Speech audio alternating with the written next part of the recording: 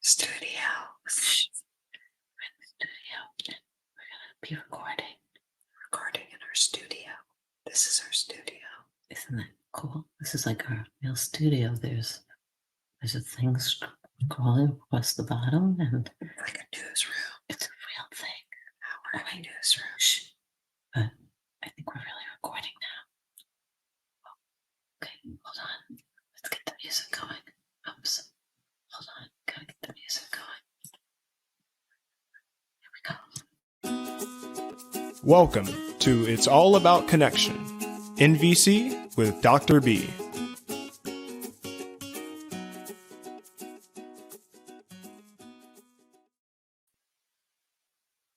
Well, that was an interesting way to start the podcast. We're just so professional. We have a studio. It's judgment. Well, professional is a judgment. We have a studio, is more observational. We do. We have a studio. And here's another observation. Today is the first day of school here in Tallahassee, Florida. It's the first day. It's a Thursday, which is bizarre to me. It is bizarre, but I bet you the teachers were very happy to have last week and the beginning of this week to get prepared. Yeah, I'm so excited because I think the title of this is The First Day of School, and NVC is front and center. Front and center in one school. One school. One down. How many? Just a few more to go. How many schools are there in the world? Just a couple.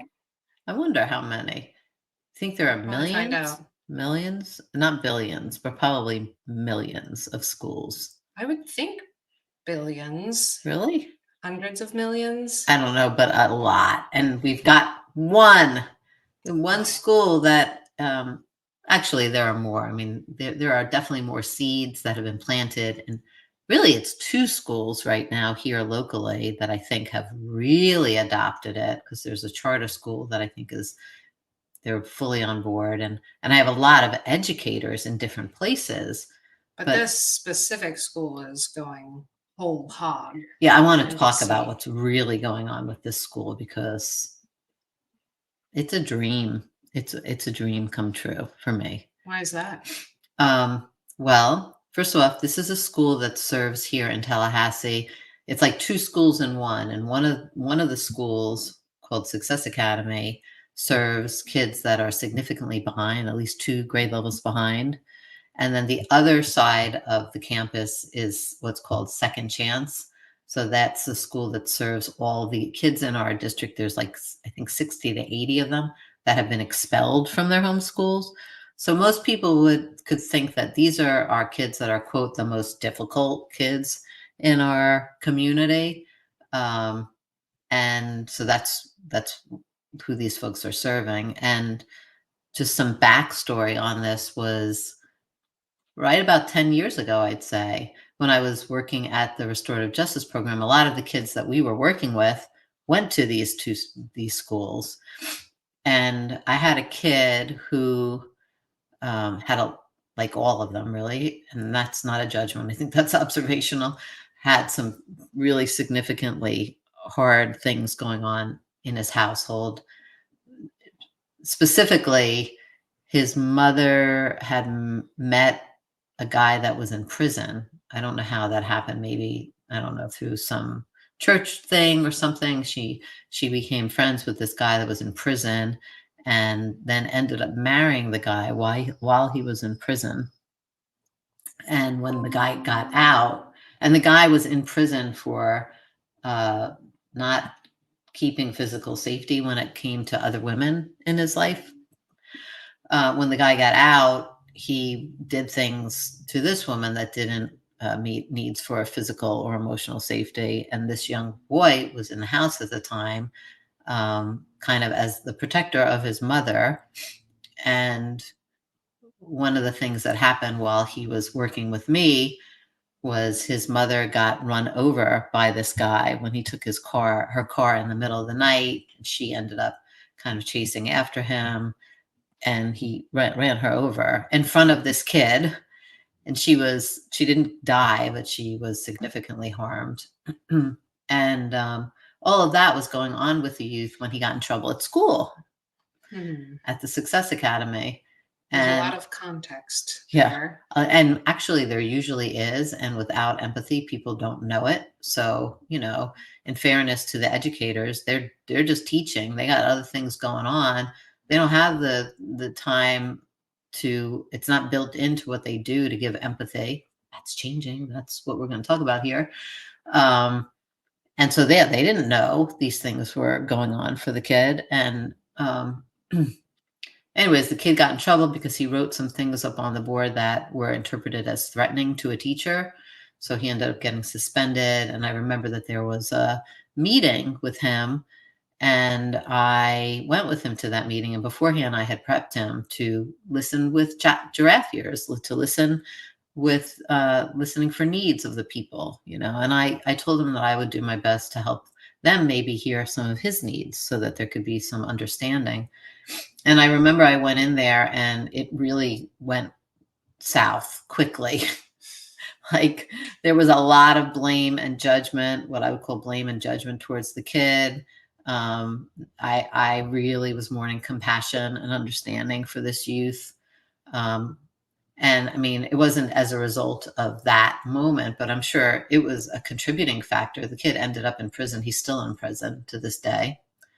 It was very sad, very, very sad. And I just remember feeling so sad because I'm like, man, I knew so many of the kids in that school and I knew every one of their backstory, and was like thinking how much it would be so helpful if the school people knew NVC and approached things first with empathy for those kids. Feeling pretty like never going to happen because there was so much resistance. There was not a willingness at all to hear. And I had thoughts that those people thought I was crazy in the moment. Like I felt really insecure leaving there. Anyways, here we are, fast forward 10 years. And, they've had administrative changes, several since 10 years. Their new principal is what I call deeply trained in NVC. And she gets the significance of it. And so yeah, there's a lot of things happening there. A lot of things that are happening there. Yeah. Are most of the teachers trained up in NVC at this point there? So yeah, not most, but a good amount of them. There's a handful that are steeply trained, have been getting trained with me for 3 or 4 years now. So that's happening.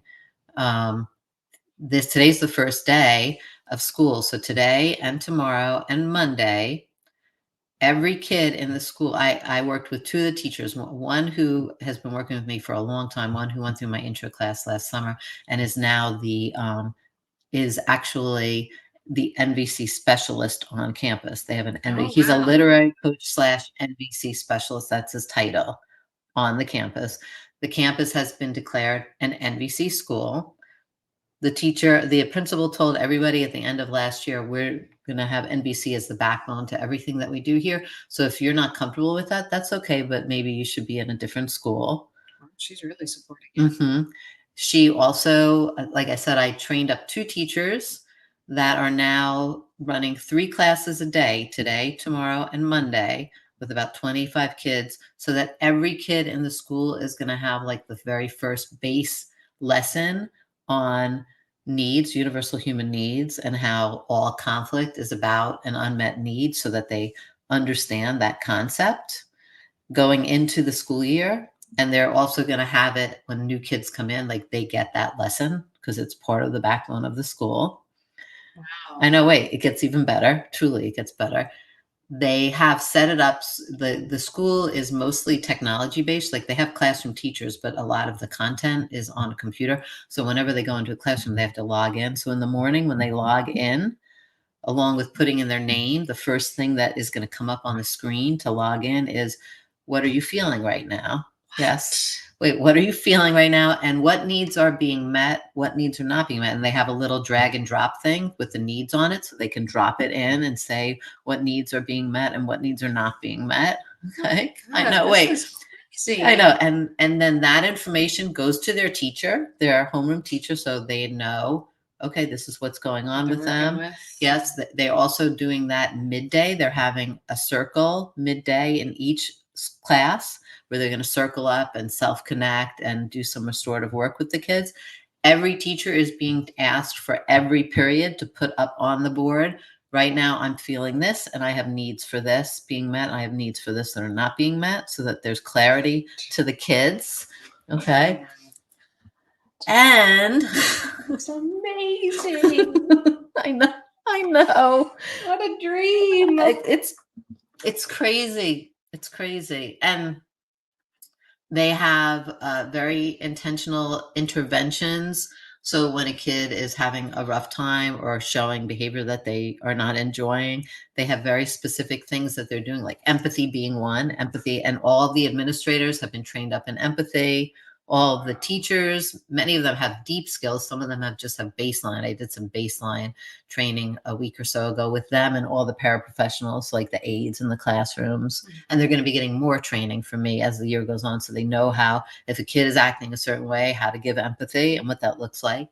They're collecting data when they do those interventions, so that the kid can talk about, or kid can let them know, this is how I was before the intervention, this is how I am after the intervention. So they're going to be collecting like survey data on that. They have contracted with us, so I have the Bigby Method personnel that's going to be going in weekly with the kids on the second chance side, which those are the kids that have been expelled. So they're going to have an empathy buddy, or several of them will have empathy buddies that are trained TBM folks that are going to be giving them empathy regularly during the week. This is so immersive. It's like complete immersion. That's know. so exciting. It's so exciting. I can't even believe it. And also last year I spent the whole, like every week I met with the principal and gave her empathy. Which is very important, that everybody in the system, not just the kids, but everybody has the ability to get empathy, because we all get triggered and we have things happening and it's hard to stay present. So that the leaders also get support, and they talked about how, like, now they do that just naturally with one another. Like when things are happening at the school site, the adults there know to give one another empathy, to give each other support. So yeah, it's pretty amazing what is happening there.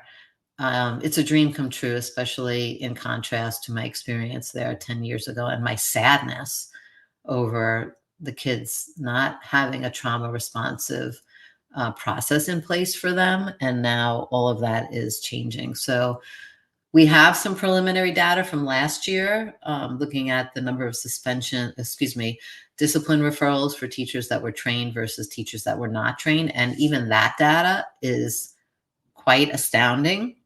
But it's preliminary. I do have some researchers that are going to be publishing that data, but I can't wait until the end of this year, because I feel very hopeful. I'm even cautiously saying certain that they're going to see some major changes around behavioral issues at that school, and connection and community building. I just can't wait to see what the results are going to be. So I just wanted to share that, because it's a big win. That's huge. It's taken 10 years to make it happen, but it's a pretty big win. You've witnessed complete transformation. Well, almost. We're moving in that direction. Now, like, they have the intention and they have the processes in place. And now today's the first day of school, so let's go, Then, it's not like, everything's great. Like, doing this stuff, it's hard. It's really hard work. So kudos to them, because it's a lot easier on some level to just suspend a kid and kick them out of the school, That's a whole lot easier, and it might seem safer, like to contribute to needs to safety more so. But then the kid comes back and then they're angry and there's not been communication. There hasn't been learning. So all of that, like a kid getting suspended now, there's going to be NVC dialogue around all of that. So there's lots of clarity around what was going on for the kid, what's going on for the school, what are the needs in play, how do we move forward, honoring needs. Yeah. Yeah, connection, communication. I'm guessing needs for you around achievement and productivity and growth. are being met. Yeah, I mean, achievements, it's fine. It was mostly just heartbreaking.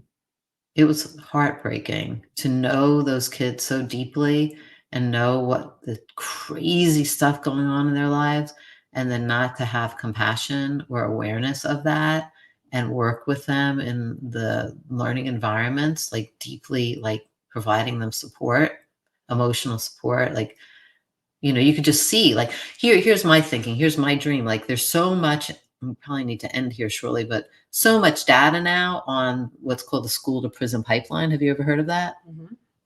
So, yeah, for people that don't know the school to prison pipeline, there's so much like data that shows now that the kids that are suspended and expelled are the ones that end up in our prison system, the school to prison pipeline, right?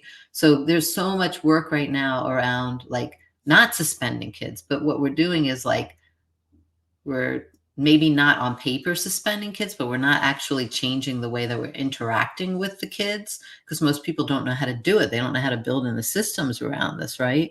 So now, a kid says fuck you to their teacher. In the past, that would have been like, you're out of here, right? Okay, well, then the kid's out of school and there's no learning there. There's no accountability for the kid. They just get a punishment and that's it. And, that's the kind of kid that eventually ends up in our prison system, right? Now, a kid says, fuck you. Oh, no, you don't just let it drop, but you probably start with empathy first, which seems counterintuitive, so the kid's not in trouble. You're leaning in with curiosity, what's going on there. And then, after the kid has an experience of being heard, then you shift into sharing how that was for you. So there's learning that takes place, and you're using your observation, feeling, needs language. So it's free of judgment and able to be received. So now there's a whole lot more learning and understanding that happens, right? That allows the kid to stay in the system with love and understanding and clarity. And you're not putting that kid out on the street. And they're still within, our learning environment, which is what we want. So I just have great hopes that this could be the answer to that whole school to prison pipeline debacle that so many people are trying to figure out what to do about it. Well, here you go. We've got a perfect little case study for everybody to watch. Yeah, you've got the paradigm for it. Yeah. And yeah, I mean, that sounds like it'll lead to so much connection, understanding, communication. It sounds like a massive achievement. To Yeah, me. it is a massive achievement. It is. Yeah, I'm so grateful and excited to see how it's going to play out. And I'm not under any false illusion that it's going to be easy and that we're not going to run into our challenges. And, it will be a process, but at least we're beginning this. And I have a lot of hope for what's to come with it, and happiness for the kids and for the teachers too. Yeah, for everybody. So that's it. I wanted to share first day of school, and NVC is front and center now. You understand why. And if you're an educator out there, maybe you want to learn how to get this into your school. We're going to be doing a lot more, hopefully, information sharing about it, and get more and more people involved and more in schools doing it. And you can call in to our empathy warm line. Let us know, hey, I'm at a school. Please come help us, because we'd love to do that. What's the number? And the warm line number is 850-706-0488. Thanks all.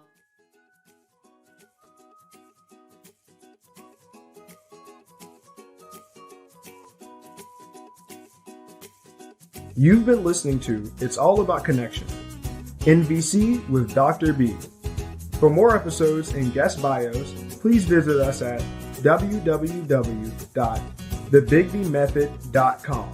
That's www.thebigbymethod.com. And remember, empathy first.